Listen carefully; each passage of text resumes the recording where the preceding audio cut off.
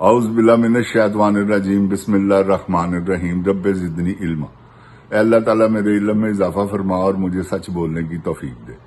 ओए गोली क्यों चलाई यू? ए दस जिन जान पाकिस्तान जी गोली चलाती ही इन्होंने। देखो इन्होंने इस गोली का अंजाम की इन्हों की गोली किथे किथे वड़दी।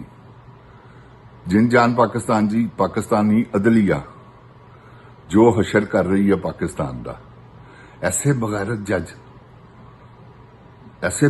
जज के इन्हों घरों बाहर कढ़ के इन्होंने छित्र मारने चाहिए। तो जिन जान जी यहो जिहा प्रोग्राम तुसीं बना के रखना। ये जिहड़े जज ने ना जिन्हों ने पाकिस्तान बर्बाद किया, तुसीं इन्हों बर्बाद करना। ठहर जाओ, वक्त आन दिओ, तो वक्त दूर नहीं गा। तो मेरे अल्लाह ताला ने चाहा इंशाअल्लाह बहुत जल्द तुहानूं यह मौका मिलेगा और तुसीं यह मौके नूं जाया नहीं करना।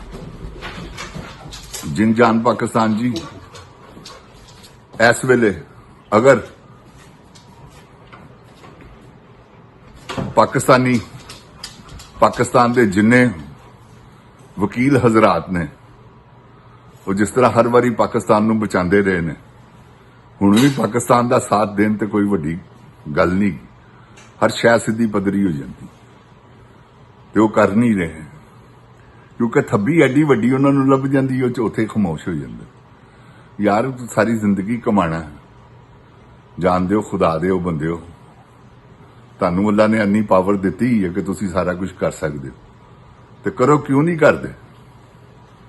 आओ मैदान च, तुसीं मैदान च निकलना, हर शय सीधी पदरी हो जानी,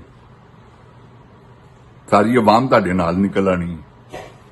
तो तुसीं क्यों पाकिस्तान नूं बर्बाद कर रहे हो? तुहाडा भी हत्थ हैगा जे पाकिस्तान नूं बर्बाद करन च, इस करके कि तुसीं सारा कुछ देख के अखां बंद कर रहे हो। तो ना करो, आ जाओ मैदान च। मेरी रिक्वेस्ट है तुहाडे अगे, जिन जान पाकिस्तान जी, क्योंकि पाकिस्तान जिहड़ा ना हर वरी इन्होंने ही बचाया है। आर्मी जिहड़ी है ना, आर्मी अल्लाह माफी देवे, जरनैल है ने जिहड़े, सिर्फ आर्मी तो बेचारी मजलूम है, उन्होंने पता ही नहीं गा किसी गल का। यह ही ने जिहड़े पाकिस्तान का बेड़ा गर्क करन टुरे ने। समझ गए जरनैल?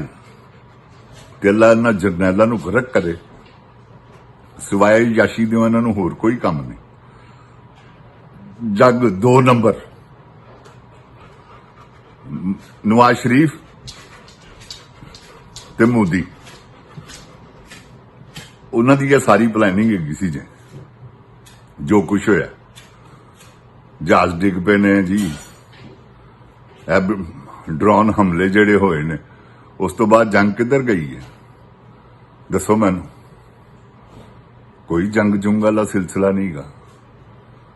ऑपरेशन सुधूर किधर गया है?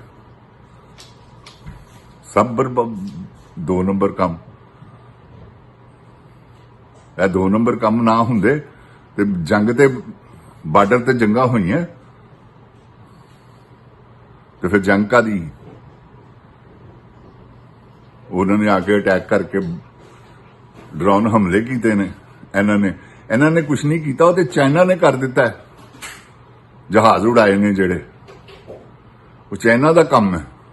अल्लाह पाक चाइना नूं साडे नाल इसे तरह ही जोड़े, जदियां ते लत्तां कंबदियां ने। इन्होंने की करना है? जिन जान पाकिस्तान जी, एक मुजाहिद ही है जिहड़ा सब कुछ करेगा।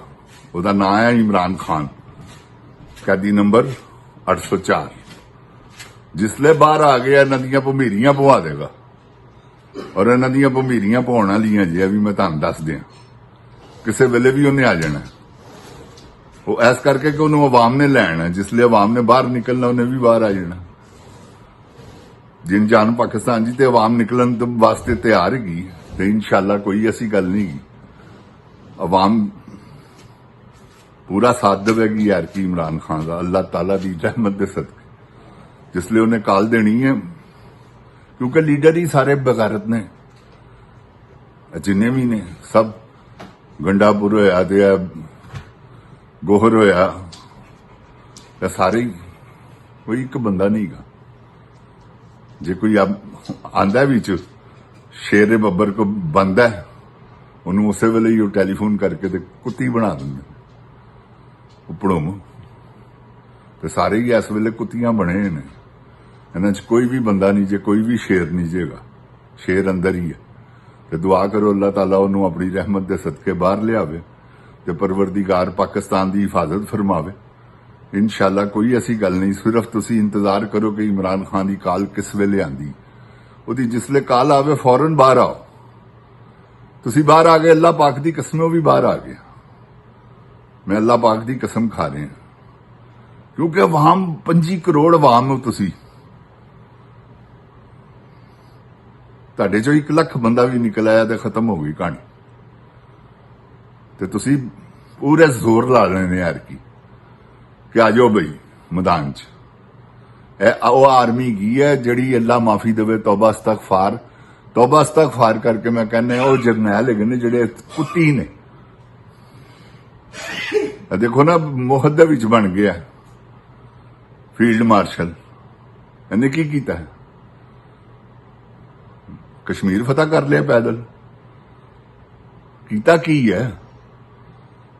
ਕੱਖ ਵੀ ਨਹੀਂ। ਮੁਹੱਦੇ ਵਿੱਚ ਕੱਚ ਕੁਈਨ ਨੇ ਬਣਵਾਤਾ ਚਾਚੇ ਨੂੰ ਕਹਿ ਕੇ। ਸਾਰਿਆਂ ਨੇ ਆਈ ਮਿਲ ਮਿਲਾ ਕੇ ਕੀ ਹੈ ਜੀ ਫੀਲਡ ਮਾਰਸ਼ਲ ਬਣ ਗਏ ਨੇ। ਇਹ ਫੀਲਡ ਮਾਰਸ਼ਲ ਕਾਹਦਾ ਫੀਲਡ ਮਾਰਸ਼ਲ ਹੈ?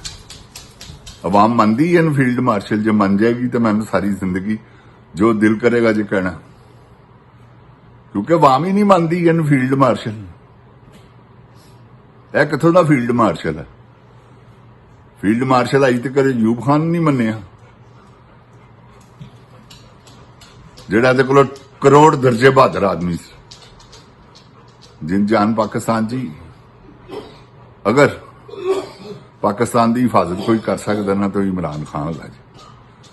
ਇਹਨਾਂ ਨੇ ਸਾਰੇ ਸੌਦੇ ਕਰ ਲਏ ਨੇ, ਕਿਸੇ ਵੇਲੇ ਵੀ ਇਹਨਾਂ ਨੇ ਤਸਲੀਮ ਕਰ ਲੈਣਾ, ਕਿਉਂਕਿ ਤਸਲੀਮ ਕਰਨ ਟੁਰੇ ਨੇ ਇਜ਼ਰਾਈਲ ਨੂੰ।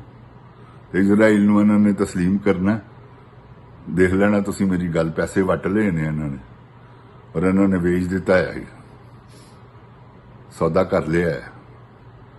ਤੇ ਉਹ ਸੌਦਾ ਜਿਹੜਾ ਨਾ ਉਹਦੇ ਚੱਕਰ ਦੇ ਵਿੱਚ ਆਵਾਮ ਨੂੰ ਦਹਿਸ਼ਤ, ਆਵਾਮ ਤੇ ਕਿਉਂਕਿ ਬੋਲੇ ਕੋਈ ਨਾ, ਜਿਸ ਲਈ ਅਸੀਂ ਐਲਾਨ ਕਰੀਏ ਤੇ ਬਾਹਰ ਕੋਈ ਨਾ ਨਿਕਲੇ। ਇਹਨਾਂ ਦਾ ਮਿਸ਼ਨ ਹੈ ਤੇ ਉਹ ਐਸਾ ਕਦੀ ਨਹੀਂ ਹੋ ਸਕਦਾ। ਦੇਖੋ ਨਾ ਜਿੰਨੀਆਂ ਮਜ਼ਹਬੀ ਜਮਾਤਾਂ ਨੇ ਸਭ ਘਰਾਂ 'ਚ ਬੈਠੇ ਨੇ,